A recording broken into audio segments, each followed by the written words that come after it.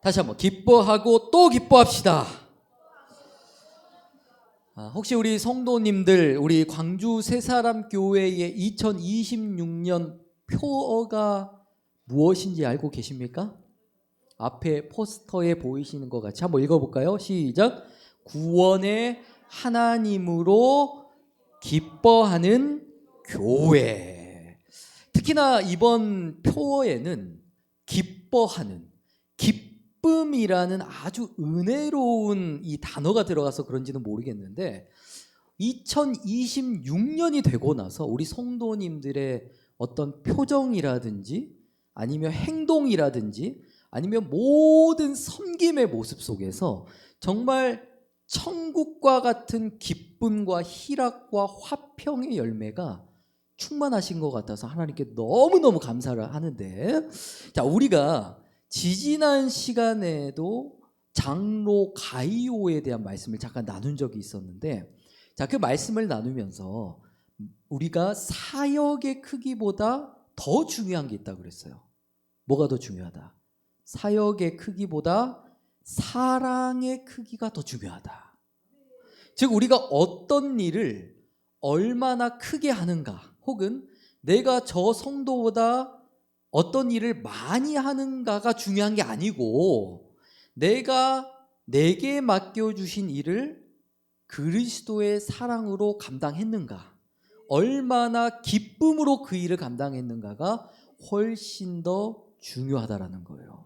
따라서 우리가 찬양을 드려도 사랑과 기쁨으로, 예배를 드려도 사랑과 기쁨으로, 청소를 해도 사랑과 기쁨으로, 설거지를 해도 사랑과 기쁨으로, 전도를 할지라도 사랑과 기쁨으로, 모든 범사를 사랑과 기쁨으로 잘 감당하셔서 우리 교회에게 주신 이 표어의 말씀이 실제로 여러분들의 모든 삶 속에 이루어지고 성취되고 완성되는 그런 은혜가 있기를 주님의 이름으로 축복합니다.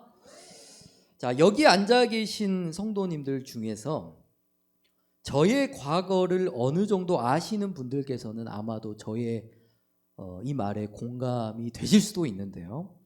사실 저 같은 죄인 중에 괴수가 오늘 이 자리에 서서 찬양 인도를 하고 기도 인도를 하고 더 나아가 하나님의 말씀을 대언하는 목회자가 되었다는 것은 정말 있을 수 없는 기적 중에 기적 같은 일입니다.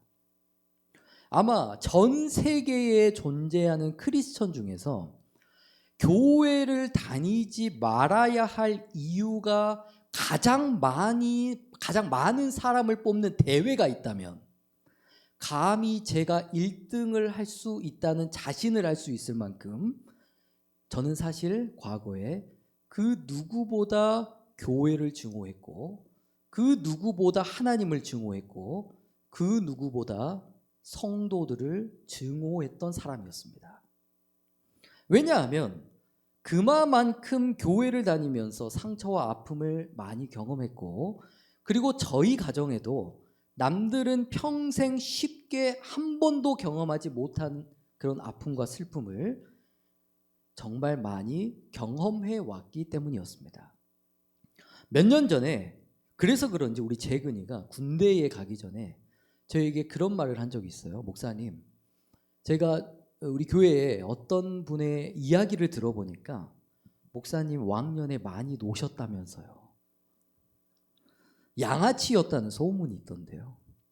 그런 말을 하더라고요. 근데 제가 차마 그 재근이의 말에 부정을 할 수는 없었어요. 왜냐하면 제가 실제로 그러한 인생을 살아왔었고 또 그만큼 부끄러운 과거가 많이 존재했기 때문이었습니다. 자, 그리고 제가 대학교를 다닐 때도 그런 적이 있었습니다. 어떤 분께서 저에게 전화를 하시더니 목사 아들이 그렇게 살면 되겠냐, 그렇게 방탕하게 살면 되겠냐라고 전화를 하셨어요. 그래서 제가 전화의 기회 대고 당신 자식은 저보다 더 방탕하게 사시던데요? 라고 따지고 싶었지만 그러진 않았고, 어쨌든 교회 성도님들께서 저를 향한 모든 시선은 마치 가늠하다 붙잡힌 여인에게 돌을 들고 있었던 사람들처럼 그닥 좋게 다가오지는 않았던 것 같습니다. 하지만 저희의 겉모습은 비록 그러해 보였을지는 몰라도 사실 저의 마음과 중심에는요, 항상 선함이 있었고, 항상 말씀이 있었고, 항상 예수님의 은혜를 향한 갈망과 사모함이 있었습니다. 그리고 제가 유학 생활을 하면서, 그리고 한국에 들어와 생활을 하면서 방황을 하긴 했지만, 그렇다고 크게 엇나간 적은 단언컨대 한 번도 없었습니다. 그리고 모든 성도님들께서 저희 가정에 세 아들 가운데 조성민이가 가장 큰 문제하다, 사고를 많이 쳤을 것이라고 착각들을 하시는데, 의외로 저희 가정에서 제가 가장 얌전하고 조용하고 사고를 안 치는 아들이었습니다. 자, 그렇다면 이처럼 저의 인생에 정말 많은 방황과 아픔과 굴곡들이 있었음에도 불구하고, 그럼에도 제 마음과 중심이 흔들리지 않고, 그럼에도 저 같은 죄인 중에 괴수가 오늘 이 자리에 서서 하나님의 일을 그럼에도 감당할 수 있었던 이유가 있었는데요, 바로 예배였습니다. 물론 저에게도 예배를 드리는 것에 대해서 항상 거부감이 있었지만, 지금에 와서 돌아보니까 십자가를 억지로 지고 갔던 구레네 사람 시몬이 있어요. 그런데 그 억지에 순종해도 하나님은 큰 은혜를 베풀어 주셨습니다. 그런데 저도 그렇더라고요. 억지로라도 드린 예배 덕분에 제 인생의 방황이 그나마 일찍 종집으로 찍을 수가 있었고, 그리고 예배를 드리면서 비록 좋은 것 같고 다른 생각을 하는 것 같이 보였으나 저도 모르게 하나님의 말씀이 제 영혼에 심겨지게 되고, 또 그 말씀이 싹이 나고 열매를 맺으면서 하나님께서 강권적으로 저의 삶을 광명한 빛으로 인도해 주셨습니다. 그런데 저도 나이가 먹어가고 또 주변에 많은 사람들을, 크리스천들을 만나보니까요, 그래도 저 같은 사람이 30년 만에 주님의 품으로 돌아온 것도 절대 늦은 게 아니라 허벌나게 빠른 거더라고. 그러니까 저는 예배를 정의하면 예배란 그런 것 같아요. 마치 노아가 100년 동안 방주를 만든 것과 같다. 왜냐하면 노아가 긴 시간 동안 방주 안팎에 뭘 열심히 칠하죠? 역청을 칠합니다. 역청. 그런데 그 역청이 결국 어떤 역할을 해요? 비와 물과 심판으로부터 가족을 지켜내는, 영혼을 지켜내는 생명의 울타리가 되었지 않습니까? 저는 예배도 이와 비슷하다고 생각합니다. 우리가 자녀들의 인생과 신앙을 위해 가장 할 수 있는 최선의 방법이 있어요. 프로그램이 아니라 다른 그 무엇보다 그들의 영혼에 무엇을 칠해주는 거예요? 예배라는 역청, 말씀이라는 역청, 은혜라는 역청을 꾸준히 칠해주는 것입니다. 그러면요, 비록 지금 당장 눈앞에는 어떤 결과가 나타나지 않을지라도 하나님의 때가 차면 그 모든 예배가 결국 자녀들의 영혼을 지켜주는 방주의 역할을 하게 되고, 또 아무리 거센 세상의 홍수와 같은 유혹과 시험이 몰아닥칠지라도 요동하거나 휩쓸리지 않도록 그들의 믿음과 영혼을 붙들어주는 큰 힘이 되어준다는 것입니다. 자, 이어서 오늘 본문 말씀에 보시면 형 예서와 동생 야곱에 대한 말씀이 기록되어 있는데, 이 집안의 족보도 참 독특합니다. 원래의 족보의 흐름대로라면 장자가 누구예요? 에서가 장자의 명분을 가지고 있으니까 아브라함의 하나님, 이삭의 하나님, 누구의 하나님? 에서의 하나님이 되어야 하는 것이 맞지만 성경의 역사는 그렇게 흘러가지 않고 어떻게 흘러갑니까? 아브라함의 하나님, 이삭의 하나님, 야곱의 하나님으로 이어지게 된다는 거예요. 그러면 에서가 도대체 왜 동생 야곱에게 장자의 그 축복권을 빼앗기게 되었느냐? 그럼 보통 이 질문에 대해서 우리 성도님들은 어떻게 대답하시죠? 형 에서가 배가 고파서 죽 한 그릇에 장자권을 그냥 쉽게 팔아 넘긴 거 아니냐? 다들 이렇게 쉽게 생각을 하실 텐데, 그런데 우리가 오늘 본문의 말씀을 조금 더 깊이 있게 해석하고 묵상을 해보면요, 그 원인이 단순히 팥죽 한 그릇 때문이 아니라는 것을 우리가 알 수 있습니다. 자, 먼저 27절을 읽어볼 텐데, 27절 시작. 그 아이들이 장성함에 에서는 익숙한 사냥꾼 인고로 들 사람이 되고 야곱은 장막의 거하니. 아멘. 자, 말씀을 보니까 에서는 장성하여 뭐가 되었다고 합니까? 익숙한 사냥꾼이 되고, 또 반면 야곱은요, 종용한 사람이 되었다. 그러니까 쉽게 말하자면 요즘 한국에 유행하는 말 중에 테토남 그리고 애견남이라는 말이 있습니다. 그러니까 테토남은 뭐냐면 우리 지난주에 나눴던 우리 동은이의 이야기처럼 우리 동은이는 결혼을 할지라도 평생 어디 남자가 손에 물을 묻히냐, 나 설거지 평생 안 할 거다, 너 다 시켜 먹을 거야, 약간 이런 거. 그러니까 또 혹은 우리 운우처럼, 우리 운우는 엄마에게 잔소리를 듣거나 매를 맞아도 때리려면 때려라, 나는 내 하고 싶은 거 한다. 그러니까 이런 것이 약간 그 테토남이다. 그러니까 오늘 말씀의 에서가 아마도 이런 테토남의 그 성향을 가진 사람일 것이다. 그리고 반대로 애견남은 뭐냐면 차분하고 얌전한 스타일. 그리고 우리가 이 보고 있는 개역 한글에는 야곱을 종용한 사람이라고 했잖아요. 근데 개역 개정에 보면 조용하다고 표현했어요. 조용하다. 그러니까 야곱도 마치 은규처럼 소심하고 조용하고 겁이 많고 뭔가 여리여리한 그런 애견남 스타일의 야곱은 가까웠을 것이다 라고 볼 수가 있는데, 그럼 또 여기서 우리 성도님들께서 이런 질문을 하실 수도 있어요. 그럼 하나님께서는 우리 동훈이와 은우처럼 상남자 스타일, 테토남 스타일은 사용을 하지 않으시고 우리 은규처럼 조용하고 소심하고 얌전한 사람만 사용을 하시는가? 절대로 그런 뜻은 아닙니다.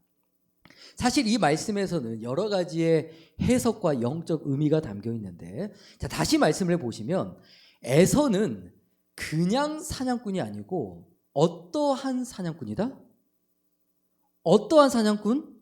익숙한 사냥꾼이다. 자, 우리 광주 새사람교회 성도님들 수준 정도 되시면 이 익숙한이라는 단어만 들어도 금방 감이 오셨을 것 같아요. 감이 오셨습니까? 자, 여러분, 에서가 어떤 집안의 장자예요? 다시 말하지만 에서는 그냥 평범한, 그러니까 요즘으로 말하자면 뭐 모태 신앙, 목회자의 아들, 그런 수준하고는 또 차원이 다른 겁니다. 네. 어떤 집안이에요? 무려 아브라함의 혈통, 언약의 혈통, 믿음의 계보가 흐르는 집안의 장자가 에서였습니다. 자, 그렇다면 이런 막중한 믿음의 혈통을 이어가야 할 장자라고 한다면 동물을 사냥하는 일에 익숙하다는 게 맞을까요? 동물을 사냥하는 데 익숙할 게 아니고 에서가 어떤 일에 익숙하다라고 말씀이 기록되어 있는 게 맞을까요? 장자 에서는 예배에 익숙한 자였다. 혹은 장자 에서는 말씀과 언약에 익숙한 자였다. 혹은 에서는 하나님을 경외하는 일에 익숙한 자였다. 혹은 세상 일보다 하나님을 섬기는 영적 일에 익숙한 사람이 바로 에서였다. 이런 내용이 등장하는 게 자연스러운 흐름이 아니었겠습니까? 하지만 오늘 말씀의 에서는 그냥 뭐라고 말씀해요? 사냥에만 익숙한 자였다라고 말씀하고 있다는 것은 그만큼 에서의 인생이 무엇이 중하다? 언약보다 사냥에 익숙했고, 예배보다 들판에 익숙했고, 말씀보다 세상 방식이 익숙했고, 영적인 일보다 어떤 일? 육체적인 일에 익숙한 자였다라는 것을 말씀하고 있는 것입니다. 그러니까 여러분, 에서가 장자의 명분을 죽 한 그릇에 팔아버리게 된 것은요, 한순간 어느 날 갑자기 충동적으로 나온 행동이 아니라 이미 그의 삶이 세상적인 것에만 오로지 익숙해져 있었다 보니까 자연스럽게 나온 선택과 행동이었다라는 거예요. 여러분, 현재 우리 대한민국에서 최고의 직업이 뭐죠? 초등부 학생들한테 물어보니까 유튜버 혹은 건물주, 간물주라 그러는데, 간물주. 자, 그러면 여러분 한번 생각해 볼까요? 이 에서와 야곱이 살았던 이 당시에 사람들이 가장 인정하고 선망하고 가장 돈을 많이 벌었던 직업이 무엇일까요? 무엇일까요? 그 시대는 사냥 실력이 곧 경제력을 증명했고, 사냥 실력이 곧 전쟁 능력을 증명했고, 사냥 실력이 곧 가문을 보호할 수 있는 힘을 증명할 수 있는 시대였습니다. 그리고 이어지는 우리가 성경의 이야기를 보면 이제 나중에 에서와 야곱이 다시 만나게 될 때 에서를 따르는 사람이 400명이 있었다 그랬어요. 그럼 400명이 뭐예요? 에서의 부하였겠죠. 그 사냥 실력에 매료된 사람들이었을 거예요. 즉 당시에는 사냥만 잘해도 사람들에게 뭘 받아요? 높임과 인정과 칭송을 받을 수 있는 그런 최고의 직업이 바로 익숙한 사냥꾼이었다는 거예요. 즉 다시 말해서 에서는 세상적인 기준으로 보면 모든 것이 완벽한, 즉 정말 탁월한 장작감이었다는 것입니다. 세상적인 기준에서만. 하지만 하나님께서는 어떻게 하셨죠? 세상적으로 완전하고 세상적으로 부족함이 없고 세상적인 것에 익숙한 장자 에서를 믿음의 혈통을 이어갈 사람으로 선택한 것이 아니라 누구를 선택했어요? 야곱을 선택했다는 거예요. 자, 반대로 야곱은 어떠한 사람이었죠? 다시 말씀을 보시면, 자, 종용한이라는 말이 있었죠. 자, 이 종용한이라는 것은요, 히브리어로 탐이라고 하는데, 앞에 보니까 어떤 뜻을 가지고 있습니까? 완전한 혹은 완벽한이라는 뜻을 가지고 있습니다. 그리고 이 탐이라는 히브리어가 어디에서 사용이 됐냐면, 읽어봅니다. 시작. 여호와께서 사단에게 이르시되 내가 내 종 욥을 유의하여 보았느냐, 그와 같이 순전하고 정직하여 하나님을 경외하며 악에서 떠난 자가 세상에 없느니라. 아래 시작. 노아의 사적은 이러하니라. 노아는 의인이요 당세의 완전한 자라. 그가 하나님과 동행하였음에. 아멘. 자, 이 말씀에서 욥기의 말씀에 순전하고, 그리고 창세기의 말씀에 노아가 완전하다 에서도 뭐가 사용됐다? 동일한 탐이라는 히브리어가 사용이 되었다라는 것입니다. 즉 탐이라는 히브리어는 우리가 아는 바대로 단순히 야곱이 조용했다, 종용했다, 차분했다 이런 의미만을 가지고 있는 것이 아니라 이 말씀의 노아처럼 혹은 욥처럼 하나님 앞에서 온전함과 완전함을 추구하려는 그런 인생의 방향과 목적을 뚜렷하게 가지고 있었다라는 뜻이에요. 자, 다시 말해서 야곱은요, 그냥 조용한 자가 아니고 어떠한 자다? 하나님을 경외할 줄 아는 자였고 세상의 가치보다는 말씀과 언약의 가치를 더 귀하게 여길 줄 아는 사람이었다라는 거예요. 자, 이것을 뒷받침할 수 있는 내용이 오늘 본문에도 이어서 기록이 되어 있는데, 자, 27절 말씀에 보시면, 자, 그 아이들이 장성함에 예서는 익숙한 사냥꾼인 거로 어떤 사람이 되고, 그 뒤에 보니까 들 사람이 되고, 야곱은 어디에 거하니? 장막에 거했대요. 다시, 예서는 어디에? 들에 거하는 사람이 됐고, 야곱은 장막에 거하는 사람이 됐다는 거예요. 여러분, 장막이라는 곳이 어떤 곳이죠? 구약에서의 장막은 단순히 집, 잠을 자는 곳, 쉬는 곳을 의미하고 있지 않습니다. 아브라함도 장막에 거했고 이삭도 장막에 거하여 말씀과 언약을 붙들었듯이 장막은 곧 어떤 자리예요? 장막은 곧 예배하는 자리고 하나님과 교제하는 자리고 하나님의 임재가 거하는 거룩한 장소가 바로 장막이었습니다. 즉 다시 말해서 형 예서는 세상이라는 들에 익숙한 사람이었지만 야곱은 하나님의 임재가 머무는 장막에 익숙한 사람이었다라는 것이에요. 자, 그러니까 여러분, 야곱이요, 왜 그토록 그 장자의 축복권에 왜 그토록 관심을 갖고 목숨을 걸 수밖에 없었냐면 그만큼 야곱의 삶이 세상이 아니라 예배와 말씀과 언약과 영적 생활에 익숙한 자였기 때문이었습니다. 형 예서는 들에서 사냥하는 일에만 익숙했던 사람이었다 보니까 세상에서 가장 좋은 복을 뭐라고 생각했을까요? 들에서만 살아가니까 내가 오늘 사냥감을 몇 마리나 잡아서 또 그것을 내가 사람들 앞에 어떻게 자랑을 해서 또 사람들에게 내가 그것을 통해 얼마나 인정을 받을 수 있느냐에만 관심이 쏠려 있었다는 거예요.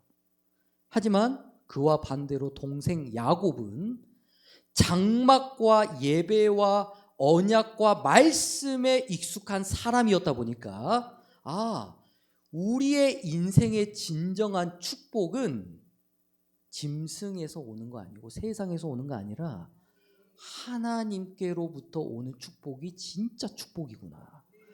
우리의 인생의 진짜 축복은 에서형처럼 사람들에게 인정받고 사람들에게 높임받는 그런 자리가 아니라 하나님께서 나와 함께 하시는 삶, 하나님께서 나와 동행하시는 삶, 세상이 나를 비천하게 여기고 나를 낮게 여길지라도 하나님께서 나를 높여주시는 인생이야말로 가장 형통한 삶이라는 것을 알고 있었다는 거예요.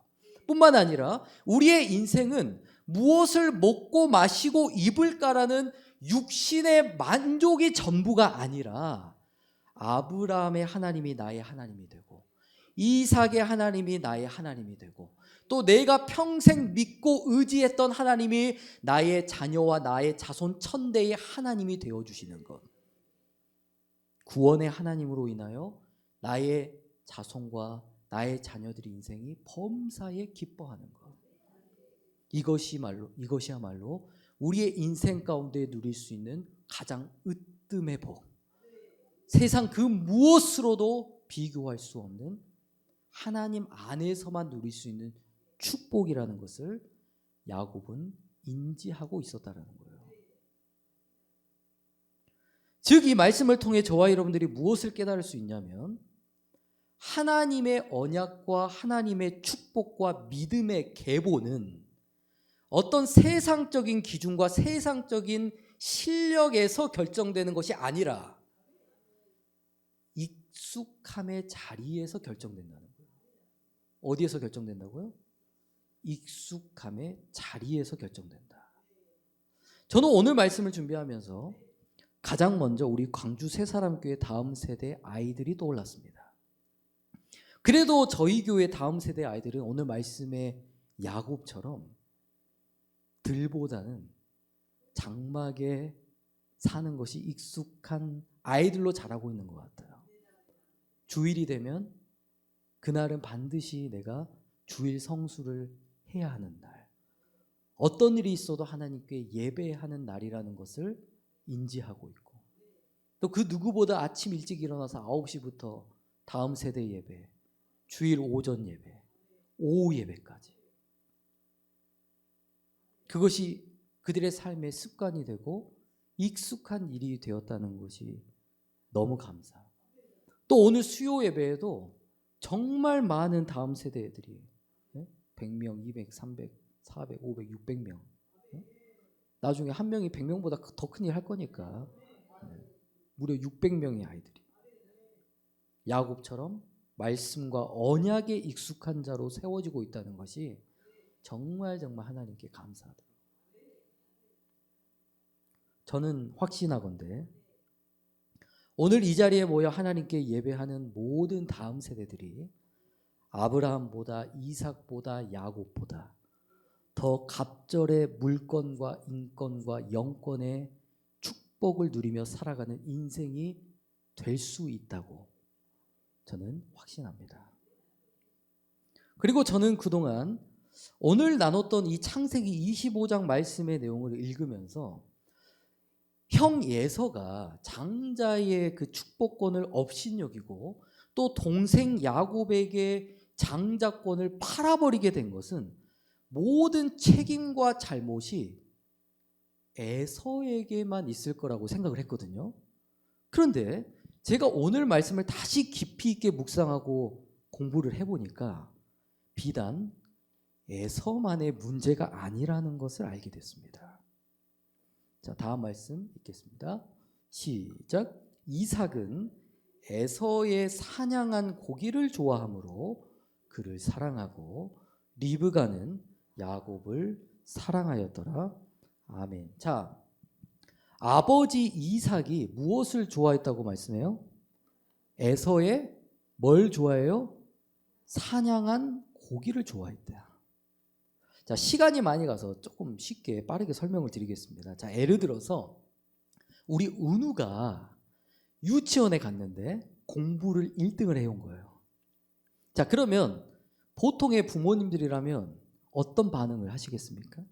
아마도 저희 집사람은 핸드폰을 들고 장인, 장모님, 남동생, 여동생, 이모, 삼촌, 고모, 고모부, 오촌에 10촌까지 전화를 돌려서 우리 아들 1등 했다고 자랑을 할 것 같고, 또 그 소식을 들은 우리 장모님께서는 아예 그 거대한 프랑카드 한 100장을 만들어서 광주 전역에 홍보를 해서 모든 사람들이 알 수 있도록 아마 광고를 하지 않으실까.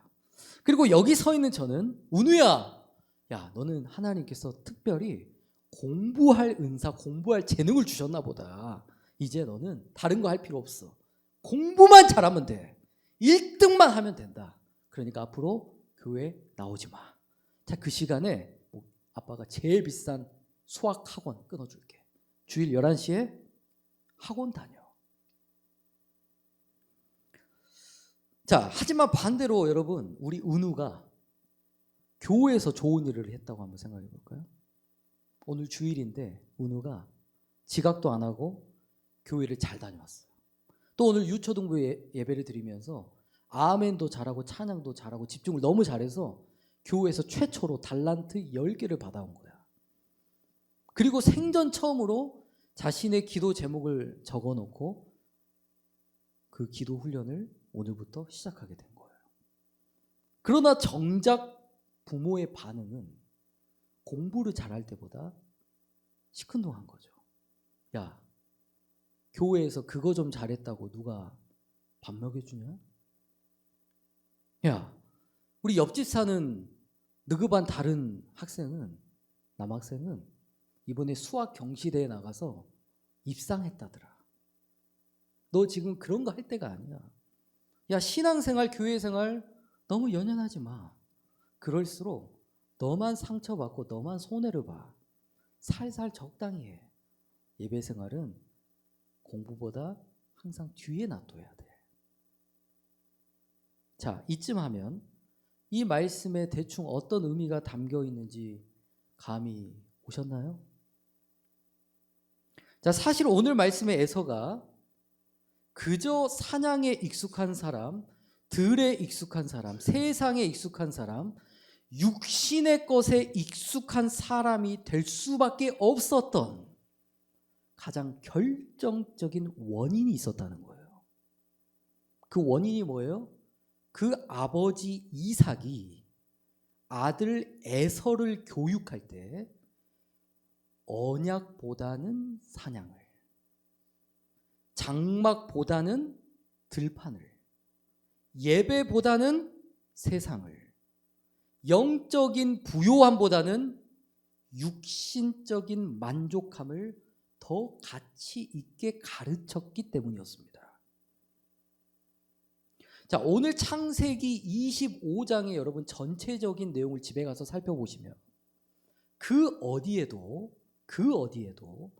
이삭이 에서의 믿음을 기뻐했다, 에서의 신앙을 기뻐했다, 신앙의 그 믿음의 혈통을 전수했다, 어디에도 없습니다. 어디에도. 곧 그 말은 이삭의 중심에는요, 그저 다시 말씀을 볼까요? 뭘 좋아했어요? 뭘 좋아해요? 그저 에서가 맛있는 고기를 가져다 주고 주머니에 용돈 좀 채워주고 주기적으로 해외여행도 보내주고 세상에서 성공받고 인정받는 것이 더 큰 축복이라는 것을 가르쳤다라는 거예요. 즉 자녀들의 인생이 여러분 들에 익숙한 인생이 되느냐 아니면 장막에 익숙한 인생이 되느냐, 이것을 결정짓는 것은요 자녀들의 선택 이전에 부모의 반응에서 시작된다는 거예요. 자, 부모가 무엇을 더 기뻐하는가? 부모가 자녀들 앞에 무엇을 더 갈망해 하는가? 부모가 무엇을 더 칭찬하길 좋아하는가? 또 부모가 어떠한 자녀들의 결과를 더 자랑하기를 좋아하는가? 우리 자녀들의 인생의 기준과 방향과 목적이 바로 그곳에서 결정이 된다는 거예요. 사실 우리 다음 세대와 자녀들이 여러분 세상에서 사냥을 잘하고 공부를 잘하고 능력을 자랑하는 것보다 우리가 더 기뻐하고 더 칭찬하고 더 축복해야 할 일이 있습니다. 그게 뭘까요? 바로 이 자녀들이 오늘 지금 이 순간 하나님의 전에 나와 하나님을 예배하는 일입니다. 물론 우리 동환이가 지난 시간에도 말씀을 드렸는데 기말고사에서 역사 100점을 받았어. 물론 그것도 우리가 칭찬과 축복을 허벌나게 해드려야 되겠죠.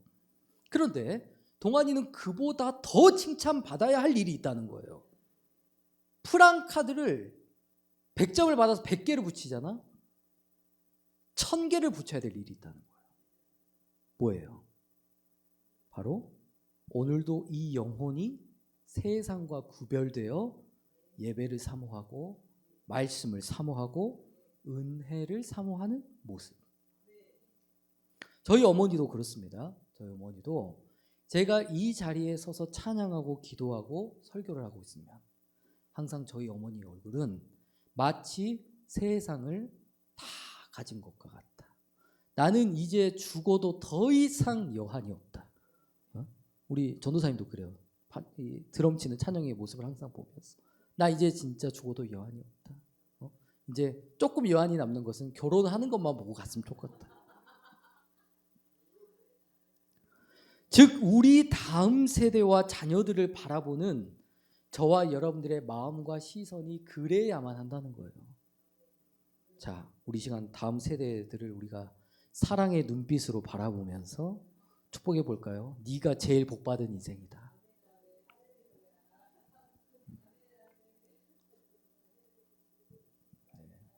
자, 마지막으로 하나만 더 말씀드리고 마무리할 텐데, 저희 노회에 한 연로하신 목사님이 저에게 실제로 이런 간증을 해주신 적이 있었어요. 그 목사님은 평생 개척교회를 하시면서 정말 어려운 목회를 감당하셨다고 합니다.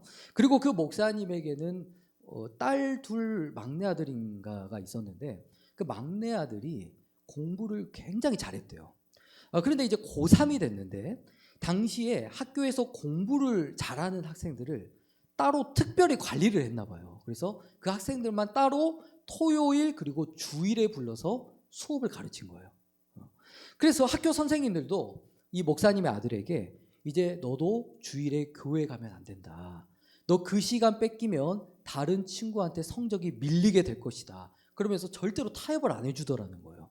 그러나 목사님께서 단호하게 아들에게 그랬대요. 아들아, 너는 세상에 속한 자가 아니고 하나님께 속한 자다.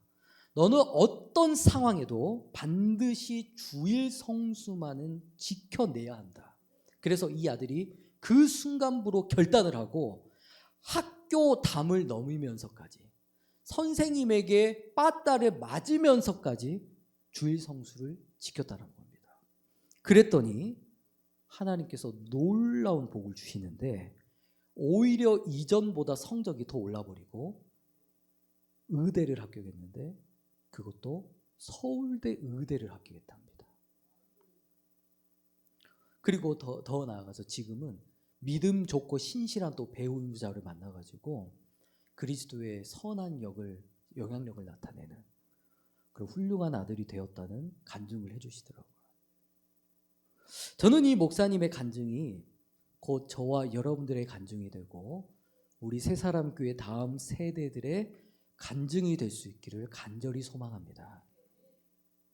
하나님을 의지하는 자, 범사에 하나님을 인정하는 자, 주의 장막을 사모하는 자에게는 하나님께서 하늘의 신령한 복만 주시는 것이 아니라 땅의 기름진 복까지 더하여 흘러 넘치도록, 주지 말라 그래도 더하여 넘치도록 우리 자손들에게 천대에 이르도록 하나님은 그 복을 허락해 주실 줄로 믿습니다. 다음 말씀 읽겠습니다. 시작. 할렐루야. 여호와를 경외하며 그 계명을 크게 즐거워하는 자는 복이 있도다. 그 후손이 땅에서 강성하며 정직자의 후대가 복이 있으리로다. 아멘. 자, 오늘 주신 말씀처럼 우리 다음 세대와 자녀들의 앞날은 누구를 경외하고 또 무엇에 어떤 자리에 익숙해졌는가에 따라 결정이 된다는 것을 꼭 기억하시고, 우리 자녀와 후손들이 정말 썩어질 세상의 종으로 꾸역꾸역 살아가는 존재가 아니라 장막에 익숙한 자가 돼요. 예배에 익숙한 자가 돼요. 말씀과 언약에 익숙한 자가 되어서 세상을 말씀과 믿음으로 능히 지배하고 정복하고 다스릴 수 있는 그런 축복의 세대가 될 수 있기를 축복하고, 천하보다 귀한 우리 광주 새사람교회 우리 다음 세대들을 통하여서 하나님의 언약이 이어지고 믿음의 계보가 이어지고 축복의 유산이 이어지고 하나님의 나라와 역사가 이어지는 그런 은혜가 있게 되기를 주님의 이름으로 간절히 축복합니다. 기도하겠습니다.